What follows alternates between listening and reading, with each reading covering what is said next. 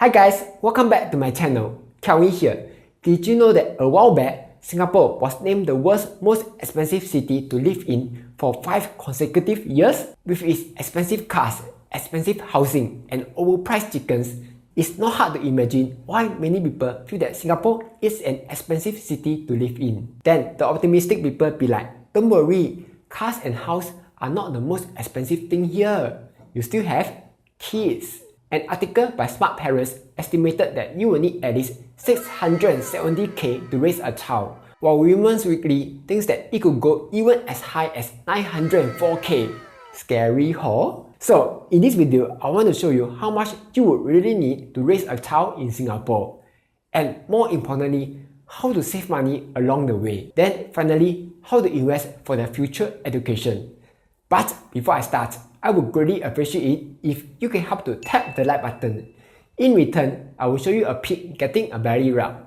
Alright, let's start right now. Okay, let's take a look at the scary stuff first. How much does it cost to raise a child in Singapore? For this, I've gone through all the top results in Google. And here's the answer. For SIFE, they estimated that you will need 289k to raise a child. For dollars and cents, their estimates are a bit lower at 170k. But that's because they did not include expenses like insurance, university costs, outings, and tuition fee. If you include all those, it's more likely to be around 200k. Women's Weekly estimated that the cost to raise a child will be around 904k. But don't scared, that's just the upper end cost. Most of the expenses come from outside help, like hiring a part-time nanny or helper, so that they can help take care of your kid. The second biggest expense is education, like sending your kid to enrichment class every week, so that they can get number 1 in class and become a doctor by 12 years old. But like I said, that's just the upper end cost. A more realistic estimate would be around 435k. The Asian parent estimates that it will be around 340k. Sydney thinks it's 285k. Upland estimate is a bit higher at 376k. And finally, Smart Parents at 670k.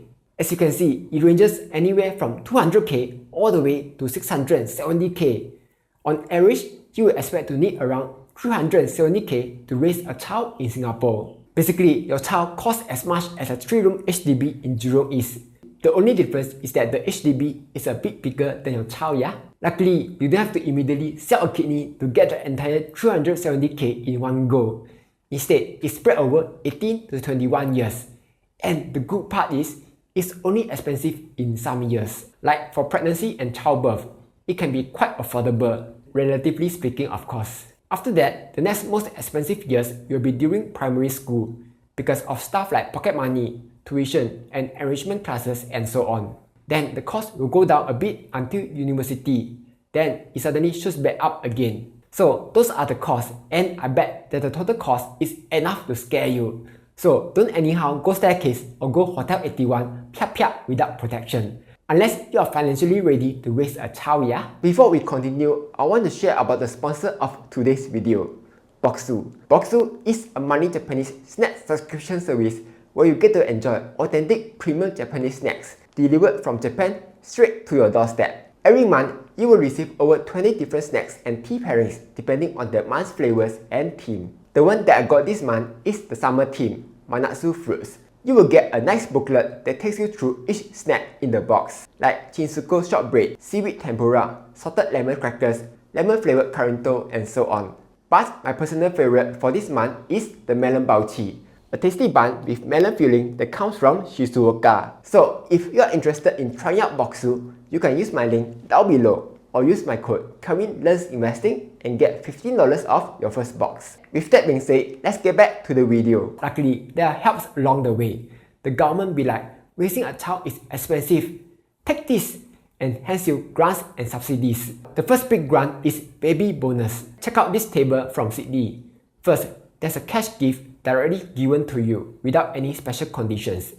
Then, if a child is born anywhere from 30th October 2020 to 30th September 2022, there's a 3k baby support grant because, you know, pandemic. After that, once you open a CDA or child development account, they will transfer another 3k to your CDA. Finally, they will also co-match whatever you top up to CDA up to a certain limit. The more children you have, the more baby bonus that you will get. But don't get more children just because you want those baby bonus.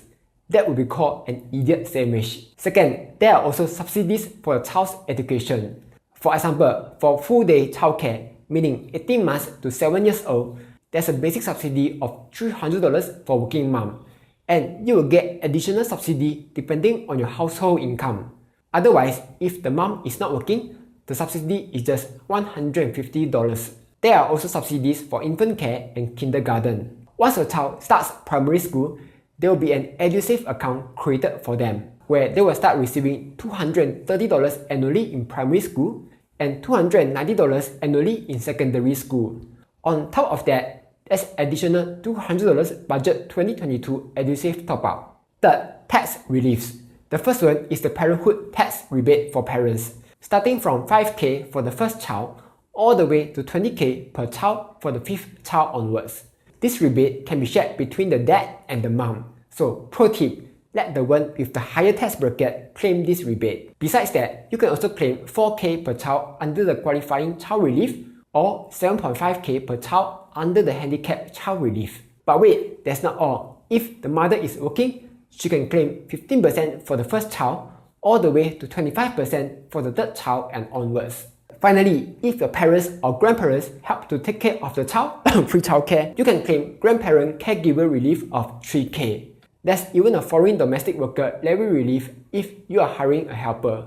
Just take note, even though there's tax relief everywhere, you can only claim up to $80,000 reliefs per year, yeah? So those are a few grants and subsidies for a child. What? You say you want more? Can, no problem. There's a lot more. You can check out websites like Made for Families or Ministry of Social and Family Development for more info. I will leave all the links down below for you to check out. Okay, moving on, I want to share a few tips on how to save on child expenses, because you know, I'm something of a father myself. Smart Parents has a super detailed list on what the expenses are, but I can tell you that this list is what I call high SES list, because they are going for the best stuff here. For example, there's confinement nanny of $3,000, but if you have parents or grandparents around, they can actually help you out for free. Then you can just order confinement meal for the mom, which costs around $1.7K. Trust me, that's totally doable because that's what I did, without the parents' help too. Also, you don't have to buy clothes every 6 months, stroller, walker, toys, carrier, car seat, because you can easily get second-hand stuff most of the time for free. Just check whether your friends have any to pass down. Otherwise, you can find a lot of people giving out stuff for free from Facebook and of course Carousell. Trust me again, it's totally doable. My friends and even strangers were kind enough to pass us their stuff. So I would say almost 90% of our child stuff are actually free. Next, diapers. Budget Babe had done up a super detailed comparison table of diapers, which I find super impressive. I can just imagine her going through every diaper to test it out. In the end, she chose Peekaboo because she found that it can absorb a lot of water. Hence, the total cost per day was the lowest. Those are just some of the money saving tips that I have. If you want more, you can check out my video here, where I share more in depth on how to save money on your child expenses. Finally, I also want to talk about saving money for your child's education. According to Sidley, in 20 years time, it will cost $102K for a degree in local university, or almost $300K for overseas degree. So expensive. That degree better be something useful. The most common way to save for your child's education is education savings plan. The idea is you contribute money to it for a few years and the money will start growing in there. Then once your child starts university, he or she can withdraw the money to pay for their fees. Besides that, some plans offer additional rebates like coverage for hand-foot-mouth disease, food poisoning, autism and stuff. Okay, here's my take. These plans are good because they force you to save for your child's education. And in return, these plans will give you some non-guaranteed returns. But if you know how to invest your money, you don't have to actually get these plans because you'll be able to outperform this education savings plan. For example, the S&P 500 has given 10% annualized returns in the past. Developed countries ETF, SWDA, gave around 9.5% annualized returns. Even by just investing in safe Singapore dividend stocks, you will already get 4% dividends. not including the capital gains from stock price. So, like I said, you don't have to get education plans if you know how to invest. Also, even if you don't invest for your child, I feel it's totally alright because there's a study loan. Like NUS has a tuition fee loan that covers up to 90% of the fees. And if they need more money, they can still work while studying. So you don't have to worry too much about their super expensive university fees. If your child has hands, legs, mouth, they can easily go earn the money themselves, yeah? In short, even though raising a child in Singapore may be expensive, if you make use of all the grants and subsidies, you will find that, actually raising a child in Singapore may not be expensive at all. But do you have any tips or tricks on how to save on child's expenses? Do comment down below and let me know. Like, share and subscribe as I'll be posting new videos every Monday, Wednesday and Friday.